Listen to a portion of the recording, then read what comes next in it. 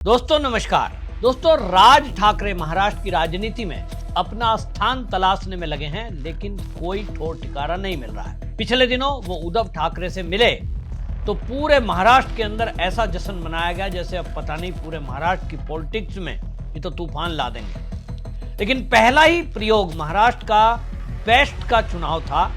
ये महाराष्ट्र में the best employees cooperative credit society, जिसको बेस्ट बोलते हैं, उसका चुनाव था। और इस चुनाव में यह पहली बार प्रयोग हुआ सालों बाद कि दोनों ठाकरे ब्रदर उसमें संयुक्त रूप से चुनाव में उतरे। तो दोनों का पैनल उतरा, लेकिन आपको जान के आश्चर्य होगा कि दोनों भाई का सूपड़ा साफ हो गया। जी हां, बेस्ट के इस चुनाव में जो 18 अगस्त को हुआ था, 19 अगस्त को इसका रिजल्ट आया। ये जो ठाकरे ब्रदर हैं, इनका उत्कर्ष पैनल था, उसको एक भी सीट नहीं मिली। और ये जनता का कहना यह था कि इनको एक भी सीट ना मिलने का कारण है कि ये जो राज ठाकरे ने मराठी भाषा को लेकर जिस तरह से नॉन मराठी को पीट पिटाई और ये सब हल्ला हंगामा किया, इससे लोग नाराज हैं। अब महाराष्ट्र में लोग विकास देख रहे हैं, ना कि गुंडागर्दी।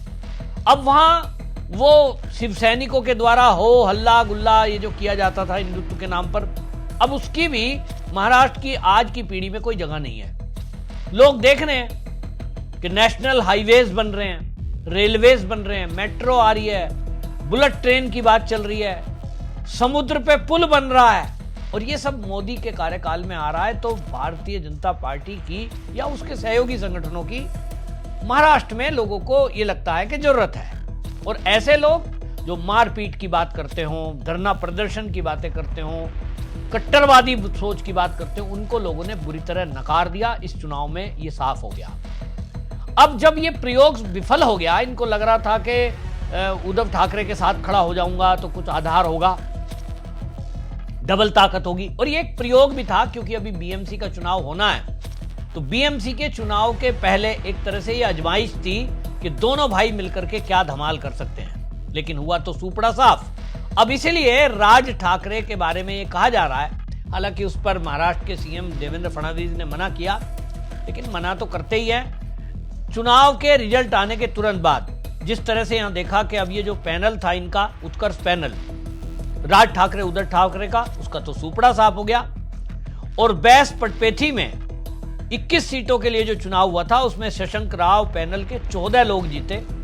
प्रसाद लाड और नितेश राणे, किरण पावस्कर का पैनल, उनके 7 व्यक्ति जीते। ये बता रहा है कि अभी भी नितेश राणे का हिंदुत्व लोग उसको लाइक कर रहे हैं। जिस तरह से वो सीधी बात करते हैं, जिस तरह से वो भाषा के लिए भी उन्होंने राज ठाकरे को करारा जवाब दिया था नितेश राणे ने, और ये कहा था कि आप जिस तरह से हिंदुओं को प्रहारित कर रहे हो, मार रहे हो, आप मुस्लिम कम्युनिटी को जाके जरा पूछो, उनसे आप बुलवा के देखो मराठी, उनकी अजान मराठी में कराओ। इस तरह की भाषा बोली तो लोगों को समझ आया कि ये खाली एजेंडा बनाने के लिए, वोट लेने के लिए लोगों को उकसाकर इस तरह की बातें कर रहे हैं। तो राज ठाकरे को ये जो चुनौती मिली और उनको दिखाई दिया कि उद्धव ठाकरे के साथ जाने से कोई फायदा नहीं हुआ, शून्य पे अटक गए। हालांकि उनका कोई आधार है भी नहीं, क्योंकि एक विधायक नहीं, कोई सांसद नहीं, तो कोई आधार नहीं है, लेकिन अपनी जगह तो तलाश ही रहे हैं। और देवेंद्र फडणवीस से मिलने पहुंचे, उनके घर गए, तो मीडिया का स्वाभाविक है सवाल पूछना कि भाई एक तरफ रिजल्ट आया, सूपड़ा साफ हुआ, तत्काल जो है भाई को छोड़कर उद्धव ठाकरे और उसको छोड़कर ये आ गए देवेंद्र फडणवीस की शरण में। तो भाई क्या अगला बीएमसी का जो चुनाव आने वाला है, इसकी तैयारी में राज ठाकरे बीजेपी के साथ आना चाहते हैं? ये तो सवाल है ही है। बीजेपी उनको लेगी कि नहीं, ये उससे भी बड़ा सवाल है। क्योंकि जिस तरह से राज ठाकरे ने पिछले दिनों नॉन हिंदी भाषी लोग, मतलब मराठी भाषियों पर हमले किए, और वो हमेशा बिहारी, यूपी, उस तरह की बात करता है। टैक्सी ड्राइवरों को, 3 व्हीलर वालों को, दुकानदारों को पीटा जा रहा था, और राज ठाकरे के लोग ही उसको पिटाई कर रहे थे। तो उनको बचाने में, बचाव में, ये भी नहीं कि सॉरी बोल दो, आप नेता हो, आपको तो सबकी पॉलिटिक्स करनी चाहिए, लेकिन नहीं, मी मराठी मानुस और मैं मराठी की बात करूंगा। तो भाई आप इस देश में रह रहे हैं जहां हर कम्युनिटी का व्यक्ति हर राज्य में रहता है, और ये पूरा भारत है।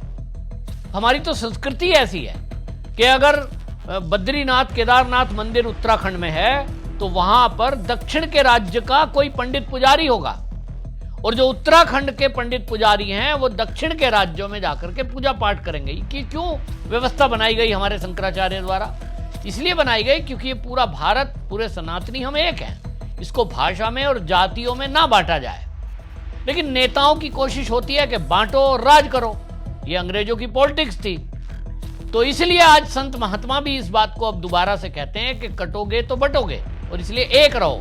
तो ये एक रहो वाला फॉर्मूला लोगों को समझ में आ रहा है, इन नेताओं को समझ में नहीं आ रहा कि आप बांट कर राज करने की जो बात कर रहे हो वो अंग्रेजों के जमाने में चल गई थी, जब लोग पढ़े लिखे नहीं थे, समझदार नहीं थे, अवेयर नहीं थे।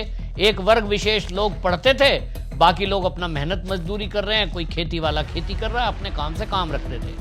लेकिन आज की डेट में खेती करने वाला भी मोबाइल फोन जेब में रखता है, वो अपडेट है कि उसके प्रदेश में क्या हो रहा है, उसके देश में क्या हो रहा है, यहां तक कि विदेश की पॉलिटिक्स में क्या हो रहा है। तो आज की डेट में आपकी मारपीट, आपका अलगाववाद, आपका भाषावाद, आपका जातिवाद चलेगा नहीं। और इसलिए आज लोग देख रहे हैं कि एक तरफ वो आइडियोलॉजी है भारतीय जनता पार्टी और एनडीए घटक दल जो विकास की बात कर रहे हैं। हमारे देश में खुद का तेजस विमान बन रहा है, हमारे देश में खुद के डिफेंस सिस्टम बन रहे हैं, हम मिसाइल छोड़ रहे हैं, 5000 किलोमीटर जाने वाली अग्नि मिसाइल हमारी खुद की बनाई हुई। और आज हाईवेज, नेशनल वेज, रोड कितना बन रहा है। तो भाई आप फिर भी वही भाषा पे अटके हुए हो, ये नहीं चलेगा। और इसलिए ये फॉर्मूला जब फेल हुआ तो राज ठाकरे को समझ में आ गया कि अब विकास चलेगा, ना कि कट्टरवादिता सोच। भारतीय जनता पार्टी से कट्टर कौन है हिंदुत्व में? कब से लड़ाई लड़ती आ रही है भाजपा, राम मंदिर के लिए, कृष्ण मंदिर के लिए, हिंदुत्व के लिए, गाय के लिए हैं। लेकिन कभी भी उन्होंने उस कट्टरवादी सोच को आगे नहीं बढ़ाया कि भाई इनको मारो, उनको कूटो। नहीं, सबका साथ, सबका विकास, सबका विश्वास, सबका प्रयास मोदी जी का तो नारा है।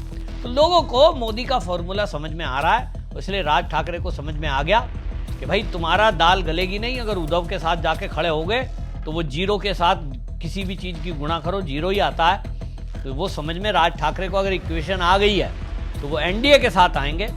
और एनडीए के साथ आने के लिए मुझे लगता है कि अब एनडीए लेगी कि नहीं लेगी, क्योंकि एक फेल व्यक्ति है राज ठाकरे, जिसकी कोई आइडियोलॉजी मुझे समझ से नहीं आती है। मेरा व्यक्तिगत रूप से मानना यह है कि बीजेपी को इसे नहीं लेना चाहिए।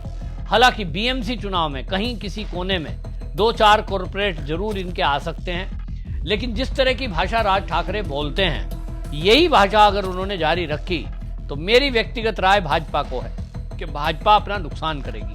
क्योंकि भाजपा की छवि आज जिस तरह की बनी है, मोदी जी ने विकास की इतनी लंबी लाइन खींच दी है कि देश की आजादी के बाद से 77 साल में अभी तक कभी भी देश में 5 साल का टेन्योर अगर देखेंगे किसी भी प्रधानमंत्री का, कहीं किसी सरकार में इतने काम नहीं हुए जितने मोदी जी ने किए हैं। तो एक बहुत लंबी लाइन खींच दी है। देश भाजपा की तरफ देख रहा है, भाजपा नेताओं की तरफ देख रहा है। भाजपा के नेता अगर किसी अन्य दल और अन्य नेता की तरफ देख रहे हैं तो वो बेवकूफी सिद्ध होगी। वो भी ऐसे नेता जो राज ठाकरे टाइप हैं, जो भाषा का विवाद कराते हैं। आपके साथ इस लाइन पे आप देखिए, भाषा वाले मुद्दे पर उद्धव ठाकरे और उनके बेटे आदित्य की बात मैं करूं, अगर उन्होंने हार्ड लाइन नहीं ली, उस समय उन्होंने कोई ऐसा स्टैंड नहीं लिया, वो अगर साथ आता है उद्धव ठाकरे, तो शायद भाजपा को फायदा हो जाएगा, एनडीए को फायदा हो जाएगा। राज ठाकरे से मुझे नहीं लगता कोई लाभ है। आप में से जो महाराष्ट्र के लोग हों अपनी राय रखें, ताकि आपकी राय पढ़ करके बीजेपी के नेता, हाईकमान कुछ फैसला इस पर ले। आपको क्या लगता है कि राज ठाकरे अगर बीजेपी के साथ आ जाएगा तो बीएमसी चुनाव में बीजेपी को कोई लाभ होगा? अपनी राय रखें और वीडियो शेयर करें। वंदे मातरम।